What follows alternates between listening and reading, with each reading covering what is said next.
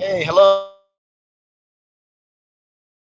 Online here chatting with us. Hi, Manuel. How are you doing?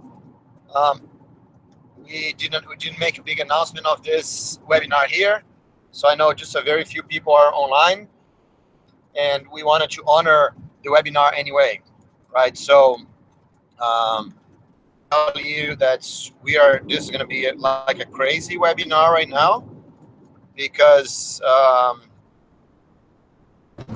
because we are actually in the car. So, Manuel, can you hear us fine? I'm going to start the camera in a minute, but I just want to make sure that you can hear us for that.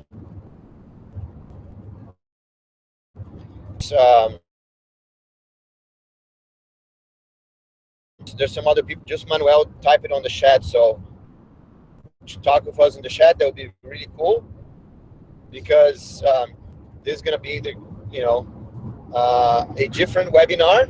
So if the best to make this really good, I think we need you guys to chat with us, and hopefully, as I can see here, the internet seems fine. Everything's Otavio. Hey, Otavio. Yes, I'm here for Otavio. Can you guys hear Otavio also fine? Okay, so I'm not sure. Let's see what we're gonna do. So now where we are. Okay. Hey, it's a little shaky. So we are now in the car. Yes, because we're a little late to car show. And we're trying to get there. As you can see, we have a map right there. We had to get some back roads because there's a lot of traffic. Because there's a holiday coming up tomorrow, right? There's a holiday on Monday, so 3 days. 3 days, people are going to take off, and it looks like there's lots of people in the road. So, we are here with Ruslan Sinitsky. Hello, everyone. The CEO of Jealousy. Don't take your eyes off the road, Ruslan. We can see that you're driving. And we are here with Otavio Santana. Hey, Otavio. Hello. Say hello. How are you doing? I'm fine, brother. That's pretty cool. All right, guys. So, thank you all for being here with us, enjoying, this week of travel around Germany. I'd like to thank you for, participating here with us and everything. And we had a great time in Berlin and Dortmund so far. We had some amazing user group experiences. Lots of very nice people that we talked to. We had very good conversation, with Jill Tenney, with Simon Ritter, Christopher Eberts, Hendrik. So all of them, we had some amazing conversation. So we can take a look at the recordings. We sent, we're gonna send the recordings for you over email because you're following us on the mailing list, right?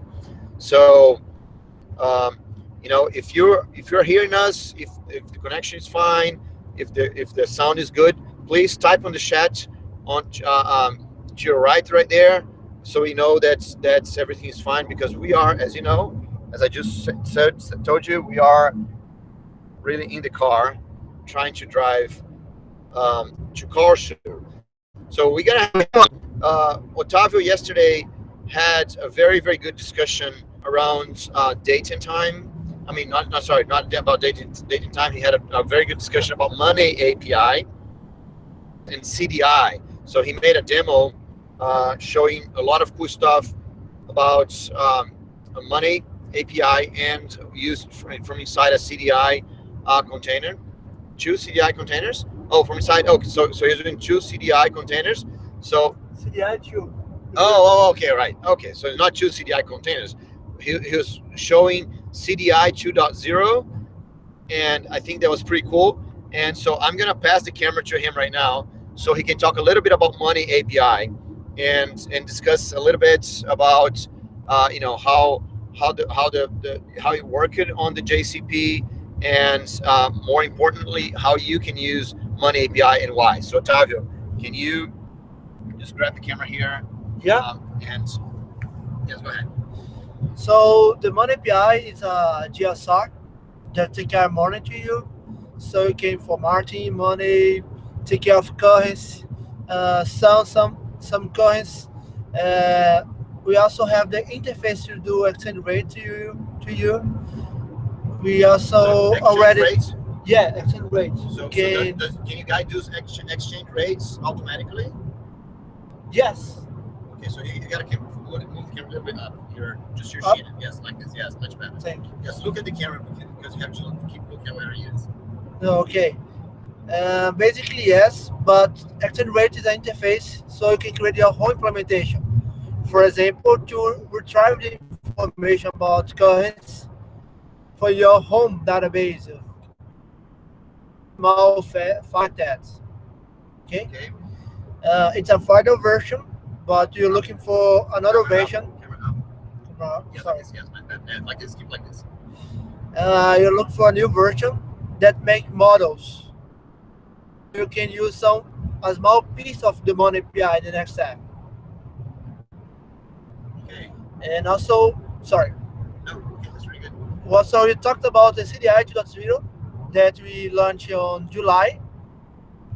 Uh, the new features that's going in, and of course we are looking for feedbacks, some ideas to put in CDI. Okay. Oh, Like okay. this. Yes. Thank you, Bruno. Oh, Yes. Good. Oh, sorry. yeah, look to put some ideas to CDI, something like NoSQL database connector, something like that. You are also looking for microservices. So that is it. So can you do microservice with CDI? Yes, of course. Also, the CDI 2.0 has support to Microsoft service. Actually, there is support now to CDI works microservice. You just more service, and also you have support to do CDI with Java SE, Java Embedded, Java ME, and something like that. You can have some piece of CDI to do everything too. Okay, that's pretty good. So, Ruslan, can you talk while you drive or not? Of course. Okay, right. So, I can write even. no, not right. I hope. Here, Tom, let me- Yeah, I will not do Yes. that now, but Okay, right. So Ruslan, Yep. so you guys at Alaska are doing a research with microservices. Right. So can you tell us a little bit about this? yeah, so what we are trying to figure out, like, like some kind of general advices how to build microservices in the right way. Okay. Because today it's still not clear, like, what the different people, they mean different technologies, they mean different approach when they talk about microservices. For example, currency exchange service, right? Mhm. So we can build a microservice, yeah, and deploy it, and we have only one, let's say, like microservice currency exchange. Mhm. Now, question is, if I deploy it directly to Glassfish, is it a microservice or is it not?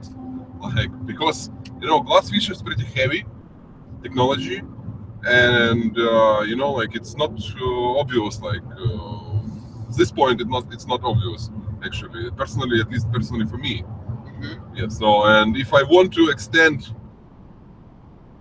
services, like where is the barrier? I mean, like limits for the extension. Like when I should create another like microservice. To me, Microsoft is beyond the technology. Yes. So yes. you can do Microsoft with Glassfish. Also, you can do Microsoft without Java. You can do Microsoft use PHP, Microsoft using Python, something like that. Right. The fact is, you can put your software is my piece. Show out something like RESTful API, something like that. Right. So in my opinion, you can use to Microsoft with Glassfish But the problem is the graphics is it still have to put something so light to run. Right. Like, what is the because we are playing with like let's Payara, and it seems very nice, and it's scalable. Yeah. So yeah. Anyway, it has its own limits, right? Like, so at some point you need to figure out, okay, is this let's say application server doesn't work anymore for me. I need to think about some But figure like. but the PyR is a Glassfish implementation, right? Right. So you I'm talking about micro version, Payara micro. So maybe I Mhm. have no information a lot about PyR, but maybe the guys they take the code of Glassfish and split a small piece, something like what Fly does. yeah, so maybe it's easy to compare. Like, yeah, it's similar to White Swarm actually, and to Yeah. Spring Boot. Oh So yeah. Okay, but Glassfish has like a microkernel architecture, right, so you can reduce a lot the footprint of Glassfish, right? right. But if you want Yeah. to scale it, like what you will do, it's very hard Glassfish solution. I mean, even automated, it's not easy, Yeah. Even with a small piece of Glassfish, still have. right? That's the problem. Yeah, so we are doing deep research on this, and we collected interesting information, and I believe in the near future we will publish some guideline, like at least like based on our experience. So what we believe is like good way or best practice for microservices. So, but anyway, it's a very interesting topic. It's again like hot, trendy, and Yeah. I would recommend to keep your eyes on microservices. We, for example, in Jelastic, we built our core technology like 7 years ago, and microservices hype did not exist. But our solution is microservices. Why? Because we have multiple pieces, like multiple modules, like core for core technology for containers provisioning, like another like microservice to collect statistic of usage, and another one like for billing, another one for authentication. So like the whole architecture is divided on small pieces, like, and they are inside isolated containers. So we have pretty good experience on this. Okay. Yeah, but we did not call it microservices at that time, So yeah, and keep your eyes again like on microservices and containers. It's very useful, and it can help you to build right architecture and speed up your development process. Okay, cool. Yep. So I'm just gonna focus here a little bit on the road because it's kind of trembling too much. But let me ask you one thing. So if a developer wants to start learning Yep. microservice, so Otavio, what do you suggest learning microservices? And is there some good material on the internet or some good information that you can share with us? Yes. The first step is just understand the concept about microservices. So there is a good book from Mark Fowler that is talk about something like that. Mhm. It's a good first step. So talking about the concept of microservices, right? You guys are talking about Glassfish being too heavy, and something needs to be very light. But is microservices related to the size of the application, the size of what we're running, or is more about the amount of functionality that you're putting there? I believe it's more about functionality. So you have imagine you have a software that can put everything in just one model. And imagine you'd like to get more scalable, just one piece of your model. For example, you have work a lot in just in one model about exchange rate, Mhm. right? Right. So, If so you exchange had rate. one sorry. Yeah. So exchange rate's a good example, right? Because it's a lot of there's a lot of functionality in exchange rates services, but it's very self-contained, right? You ask you ask one thing, right? Like it's pretty simple. Yes. Imagine you'd like to scale up this software. Mhm. If you have just one app to scalable one piece for your products, you can put everything there. Right. If you split it small piece, your code, you can scale up just what you want. In this case, the exchange rate process. Okay. Right. But Microsoft is more. Sorry, Bruno. no, I was gonna say, but an exchange rate fairly complex in by itself, right? Yeah. Right. So it's not really a question of size. Can be really big, but it still could be a microservice. Does that make sense? Yeah, that makes sense. Microsoft is not is more about domain and also bundles of your software. For example, Hmm. so you can put your delivery process in the Microsoft. You can put your exchange rate process in another Microsoft. You can put your delivery process, goods, exchange, and the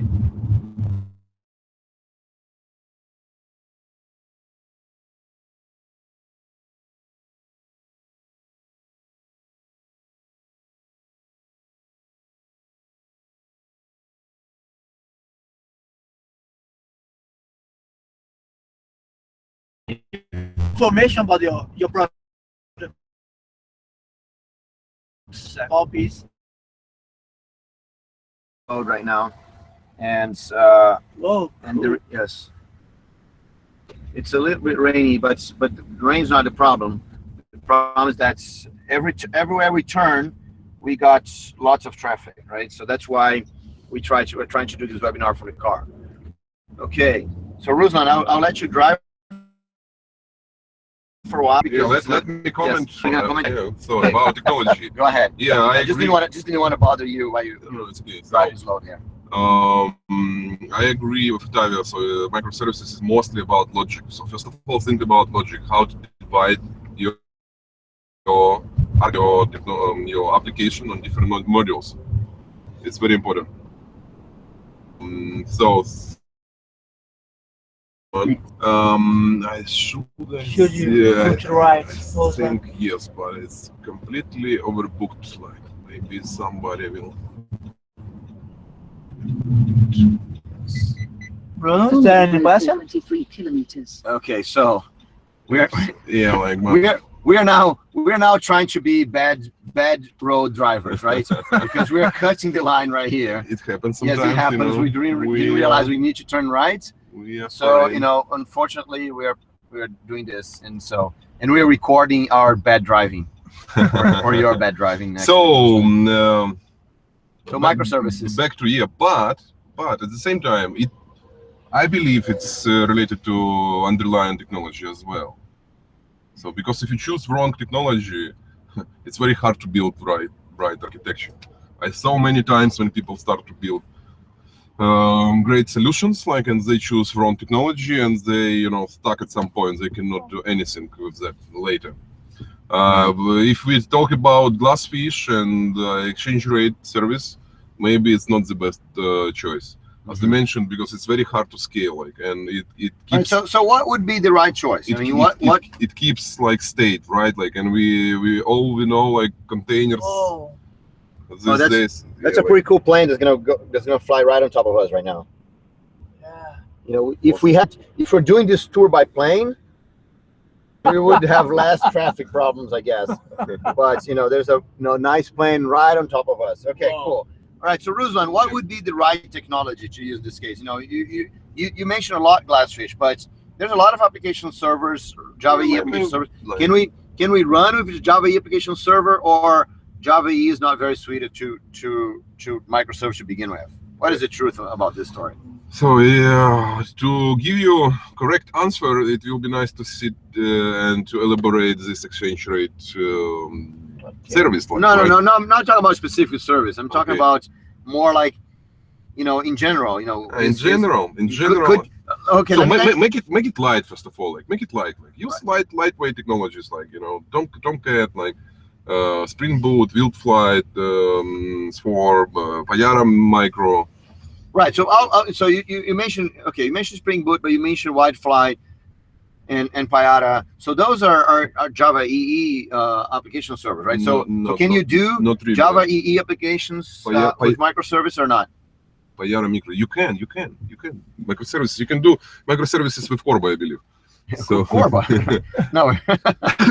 Because again, it's a concept, right? Like, Right. so you put a small one service, like you connect it to other services, and that's it. Like, Right. yeah, but again, how you will scale it, it's another question. Like, Right. and how you will update it later, like, and so on. Yeah.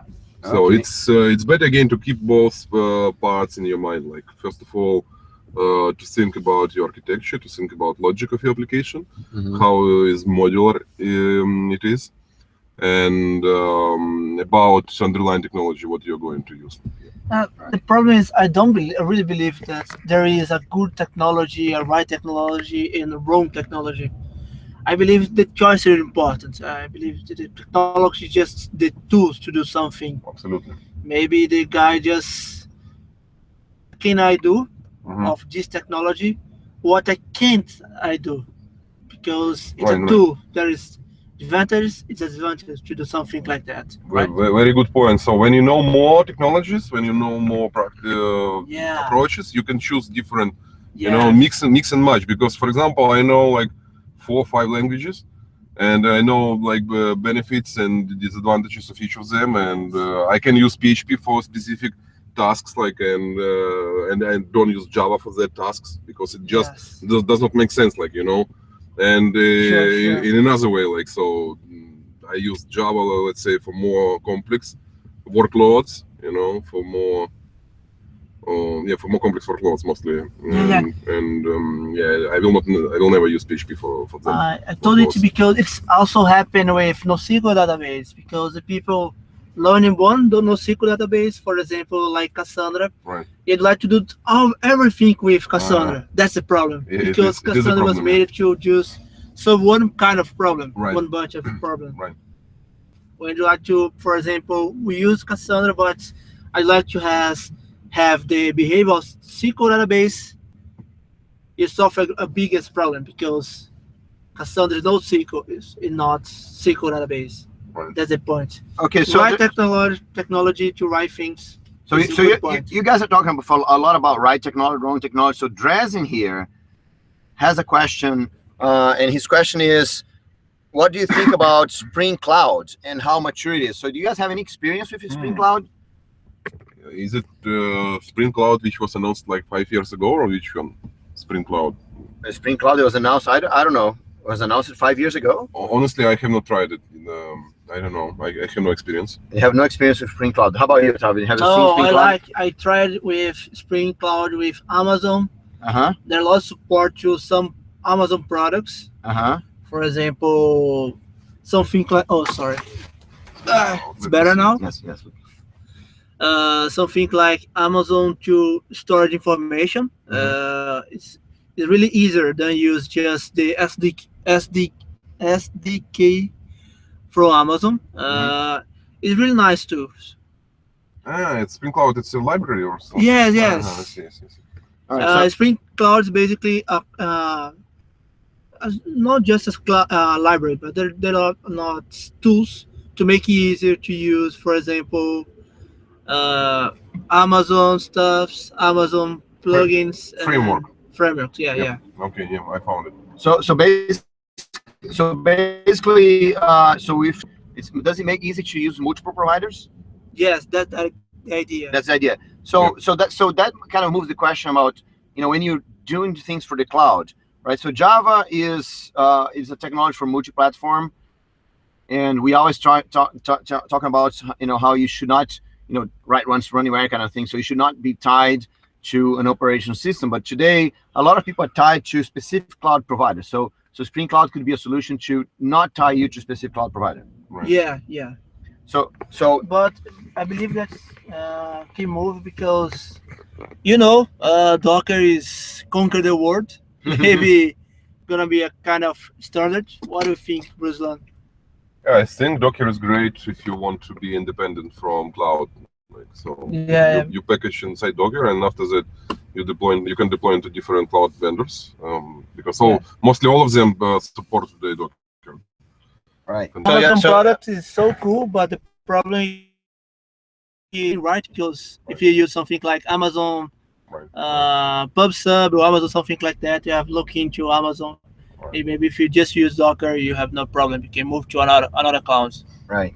So basically, I think this is a very important point because we are always trying to get independence in our code because independence is important for a lot of reasons, right? We're talking about cloud providers, and Amazon.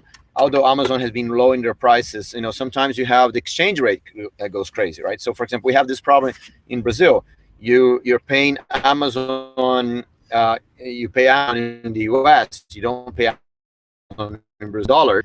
The exchange rate during the last year went crazy, got really high. And if you're tied to a specific provider, then you can't move your code to somewhere else.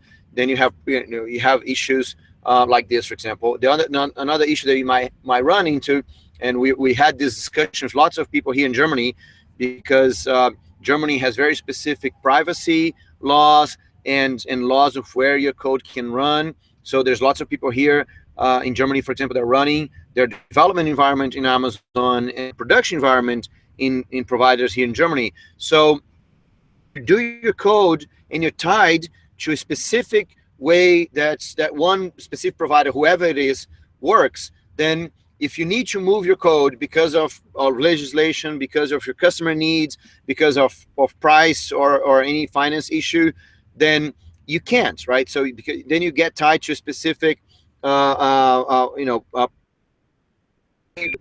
we, for example, had one time that we're running on Amazon, and then it was Amazon US, and then our customer was having latency issues for the things that he was doing. So we had to move the whole solution into Amazon Brazil to reduce latency. But Amazon, we're lucky because when that happened, Amazon already had a data center in Brazil. But a few months before in Brazil, if that had happened a few months before, we would be out of luck. So and that's true. It's impossible for any provider to have data centers in every country in the world. So by you creating technology, creating your solution independent from a specific provider, it's something interesting. So Java allows you to do a lot of that, but you have to consider other things. So Spring Cloud could be an interesting solution for that, Drazen. So I'm not sure if there's any other questions. I think that hopefully we answered that question for you, Drazen. But I know Manuel also was also there. I'm not sure if anyone else is out there. Just for a few more minutes because the traffic is really bad, right? So we are completely stopped. This is a highway, right? So we are completely stopped on the highway. It's just because it's before a 3-day holiday here in Germany, and roads, and so there's a lot of road construction, and so traffic gets bad from time to time. But I think it's this whole the camera shaking so much, and Ota's arm, right? So the camera shaking so much gets it's probably a little weird for you guys to watch. But if you guys have any other questions, we're still happy to answer. Also, Drazen said thanks, guys. It's answered his question. But if you guys have any other question, we are very happy to answer. And we're just not gonna drag this for much longer because you're gonna get sick with all this camera movement here. So and just remind you that we are gonna do more interviews. We had like just today was we're actually doing the interview today, so that's not so bad. But today was like a little bit different because of the travel. But we're gonna get in a few minutes. And once we're there, there's going to be Werner Kale, that was supposed to be our interview here at 6. We had to call him to say they're going to be late, but he's still available, and we are going to interview him. Probably it's going to be later tonight, and we're going to send you guys another email when the interview is ready to go live. So if you want to pay attention to that, but tomorrow we're going to be back on an easier schedule. So we're going to be at 2 p.m. Germany time tomorrow. We're going to have another interview with Michael Call in Frankfurt, right? So if you want to, he's an amazing 3D engineer. He has done all kinds of 3D printing, and so he's going to be live tomorrow at 2 p.m. Germany time, right? And so we're gonna use. Oh, so Manuel is saying here, do you have any best approach or advice on how to test a microservice that has changed and is used by other microservices? Yeah, so the dependency of the microservices is a pre. That's so Manuel. That's a very, very interesting question, especially because a lot of people are trying to move into microservices without thinking of the consequences, right? And the truth is, a lot of companies out there are not even able to fast deploy new version of the code. So let me tell you one thing before we even tackle this question. It's really, really important that once you start working with microservices, you have to have a continuous delivery, continuous deploy process in place, because you cannot run microservices with this long deploy process that we usually have, with this long time to fix bugs that we usually have. We really have, if you are going to do microservices, you must have like a fast deploy process, a fast continuous integration, continuous delivery, continuous deployment type of process, because people already have lots of problems deploying one big monolith application, right? You have downtime problems, you have delay problems, you have all those kinds of problems. You can't move into microservices and with those problems, because you're going to multiply those problems for a lot worse, right? If you have one application that you have deploy problems with, and you migrate, you break this application down in 5. Now you're going to have 5 applications having deploy problems and downtime problems and things like that. So microservices is really, really important that you automate your whole process, your whole deployment process. And basically that is how you're going to be able to test this microservice, right? So I'm going to let Otavio talk. Do you want to talk a little about testing, Otavio, or not? So Otavio's going to talk a little bit about testing, and then I'll come back to say some other words about testing. But let Otavio talk a little bit. Come on, Otavio. To testing, of course, I'm using Java EE with microservices. There is some tools, for example, Jersey tests that I can use to test the API. I also try to do some kind of version of the API, so I can, if I'd like to put some more information, I'd like to remove some information, I can increment the version, okay? So I can keep the old version and put more information in the new version, so I can break the old one. I believe that's it. Okay. Everything is good, bro. All right. Okay. I'm not even let Ruslan answer this, right? Okay. Ruslan is too busy here driving the car. So yeah. So I think Otavio said something really interesting here about deploying, because Manuel was saying that I need an advice how to test a microservice that's being changed and is used by other microservices. So Manuel, one of the most important things that you have to do with microservices is that you have to realize that each microservice will evolve, right, independent of other microservices, right? So you have to be very good. That's what Otavio was talking about. You have to be very careful to actually deploy a new microservices without breaking the interface to other existing microservices. A lot of times you got to keep multiple versions of the same microservices. So until you update other microservices that can use the new version, for example. An interesting approach to this, and even to testing, So testing, a lot of times you're going to put things in production, and then you're going to start moving some of the traffic that exists to this new version of the microservices, right? So you're routing uh, um, of the requests to these microservices to the new version of the microservices. So maybe, so you can maybe say like 10% of your of your requests, you're going to go to the new microservice so you can test it out, see if everything is running okay before you actually shut down the previous version, for example. That's one option, right?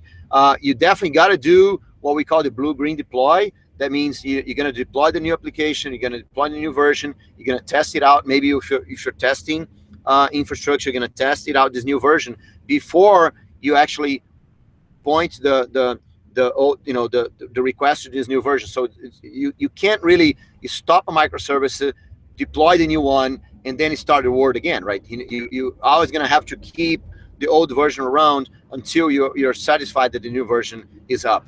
But Ruslan, and the traffic got a little easier now, and Rusper here to say something. So why don't you talk about testing? I remember a good point. So how to make modules independent, like, right? Mhm. So when you update, for example, modules talk to each other, and when you update one of them, like what to do Uh-huh. in the case when, for example, one of the modules is not available. It's good if your module is highly available, right, and you can update without any downtime. But Uh-huh. in the most cases, it's not like this, Right. because you put new logic or you update like database and so on, and you need some period of time to make it happen. Right. So the question is like how to handle this, like, and this is the question to you guys. Okay. Right. Oh, good. You want Okay, to with a new question. Right. So The yeah. problem is, you talk about something about microservices. Maybe what happened if we just split wrong. Sorry? You split wrongly. So maybe you just need to roll back to monolith guys and then split again. Because imagine if your Microsoft A Mhm. needs Right. a Microsoft B needs Microsoft A. That's the problem because you have cyclo dependence. Maybe just split right wrong. Okay. Yeah, it happens. Maybe As well, yeah. yes. Maybe you just need to join again, merge again, Right. and then split again.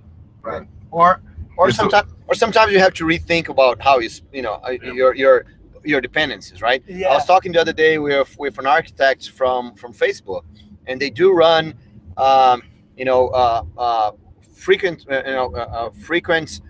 meetings just to figure out the dependency of who depends on who, because a lot of times you start depending on each other, and then you kind of create those cyclic dependencies.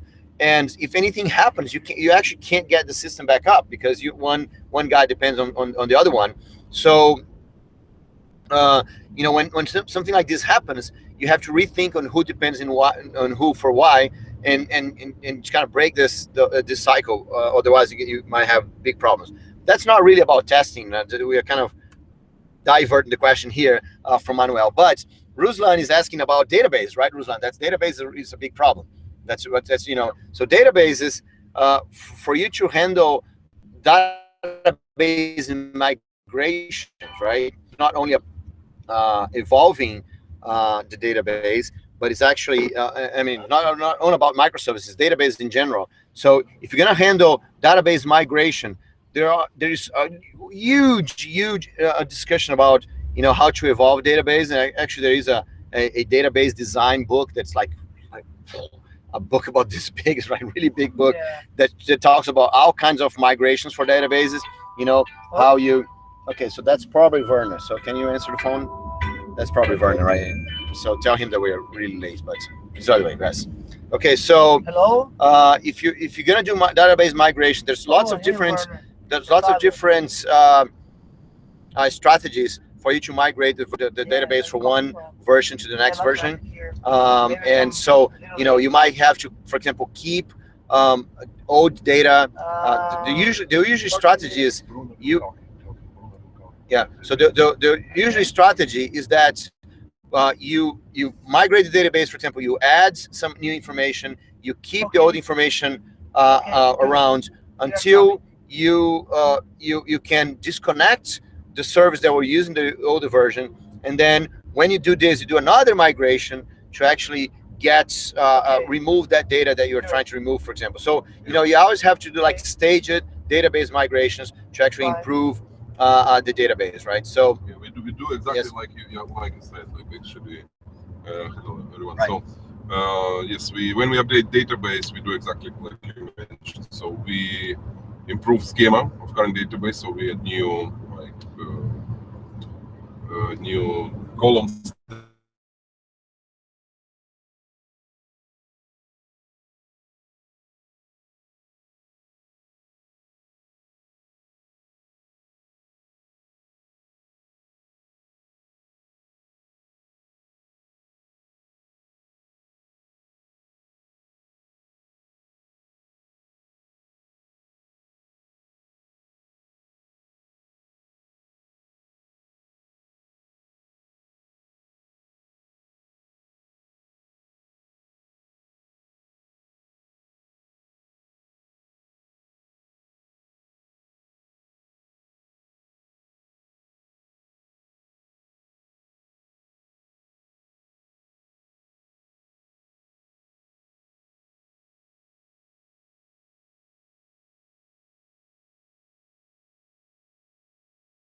to the tables and so on. Like,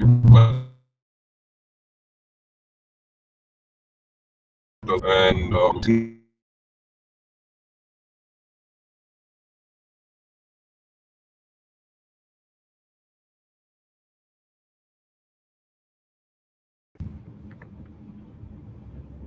All right, I think we're back, and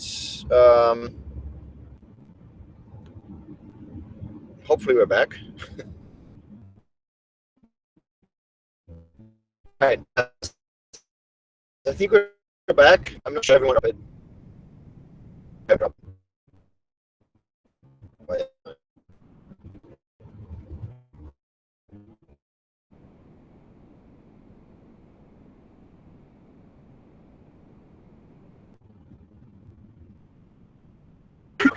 Okay, guys. Looks like I think we had a little blip there, and I think we слушай, безумно сейчас еще yes, I think we basically dropped the connection, and I'm not sure if all of us are still is two of us, but I think we better just start kind of close this down, and just well, actually, I think everyone's back here. So hi everyone. Sorry that we dropped it for a minute, and we're back. As I told you, we are in the car, right? I mean, like you don't know, right? So as I was saying, it's really, really important for you to, if you go into microservice, really, really important that you have a continuous delivery, a continuous deployment process, because it has to be fast, right? When you're talking about you're gonna migrate to your microservice, you have to stage the migration, kind of change the API little by little, change the database little by little, so you never have to stop the microservices, right? So I was talking about databases here, but the same is true if you're going to migrate the API for them. So you want to add some information to your API. You need to get a new version of the API out that responds to the old version of your application, and then uh, and then you start migrating so you may have to copy data from one side to the side, just to keep those two versions up for the same time, and then you migrate the application. When you're finally satisfied, there's no old clients of your new API, then you can of the microservice that doesn't respond to the old version of the API. So you always have to do staged migrations, and the only way for you to do stage migrations is if you can do them automatically, right? Because if you're going to do manual deployment, right, and you're going to explode your deployment, instead of doing one deploy, you do like 5 deployments to deploy a new version of your application. It's going to be crazy automatic, right? You configure to set up a nice and automated process for continuous deployment, continuous delivery. Otherwise, things will get crazy. So, guys, We're already broadcasting for 40 minutes here, and I thought our 3G wouldn't work, right? So to thank you a lot for being here, for asking questions, and apologize that we're doing this from the car. We're just trying to keep up. Would show up at 6, but unfortunately we're getting traffic, and we're trying to get to the user group. We're gonna be there in a few minutes now, to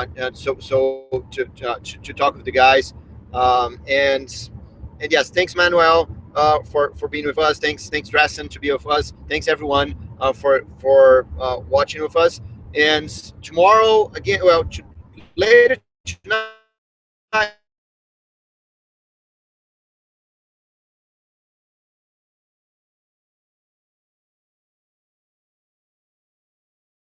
interview with Werner. Pay attention, Werner is and tomorrow we start the interviews at 2 p.m. And we're gonna use the fact that it's gonna be a holiday here in Germany. So Saturday, Sunday, and Monday, we're gonna focus on the online interview. It's gonna be a little bit more rested because we're not gonna have to be running from side to side too much. So I hope to see you during the weekend. Okay, thanks a lot, guys. Thanks everyone. Otávio, say thanks. Thanks. Bye. Okay, Ruslan, say Bye-bye. thanks. Bye, Okay, everyone. thank you. Thanks everyone, guys. I'll see you around. Thanks.